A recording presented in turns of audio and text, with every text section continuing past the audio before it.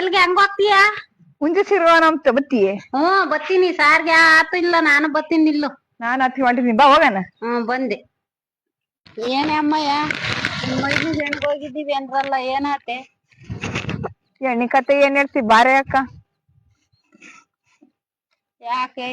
ಯಾಕಂದ್ರೆ ಏನ್ ಹೇಳಣ, ಹುಡ್ಗ ಚೆನ್ನಾಗವನೆ, ಮನೆ ಕಡೆನು ಅನುಕೂಲ ಆಗವ್ರೆ, ಪರವಾಗಿಲ್ಲ ಅಂತಾರೆ. ಏನ್ ಕೆಲ್ಸ ಅಂತಂದ್ರೆ ಊರಲ್ಲಿ ವ್ಯವಸಾಯ ಮಾಡ್ಕೊಂಡ ಇದ್ದಾನೆ ಅಂದ್ರೆ ಎಣ್ಣೆ ಕೊಡಲ್ಲ, ಬೆಂಗ್ಳೂರಾಗಿರ್ಬೇಕು ಇಲ್ಲಾಂದ್ರೆ ಕೆಲ್ಸ ಇರ್ಬೇಕು ಅಂತಾರೆ ಅಕ್ಕ. ತಿಂಬಕ್ ಪೂರ್ತಿ ರೈತರ ಬೆಳ್ದ ಅನ್ನ ಬೇಕು. ಅದೇ ಮತ್ತೆ ಇದ್ನ ಹೇಳ್ದಲ್ಲ, ಇದು ಚೆನ್ನಾಗೈತ್ ನೋಡು. ಎಫ್ಸಿಎಲ್ ಬೇಕು. ಅಲ್ವೇ? ಏನ್ ಮಾಡೋದು, ಎಲ್ಲಾರು ಹಿಂಗೆ ಅಂದ್ರೆ ರೈತರ ಹಂಗಾರ ಮದ್ವೆ ಆಗ ಹಿಂಗೆ ಇರೋದು, ಗುಂಡ್ರು ಬೆಳಿತಾರ. ಅದೇ ಹಂಗೆ ಇರ್ಬೇಕಾಗ್ತೈತಮ್ಮ. ತಿನ್ನಾಕ್ ಮಾತ್ರ ಬೇಕು, ಗಂಟ್ಲಿಗೆ ಹತ್ತ. ರೈತರು ಏನ್ ಕೊಡ್ರಿ ಅಂದ್ರೆ ಇಲ್ಲ ಅಂತಾರೆ. ಯೋ ಸುತ್ತಿ ಅಕ್ಕ, ನಿಮ್ಮೂರ್ ಕಡೆ ಎಲ್ಲ ನಿದ್ದೆ ಎಲ್ಲಿ ಇಲ್ಲಮ್ಮ. ನಾವು ತಿರ್ಗಿ ಸುಮ್ನಾಗಿದ್ದೀವಿ.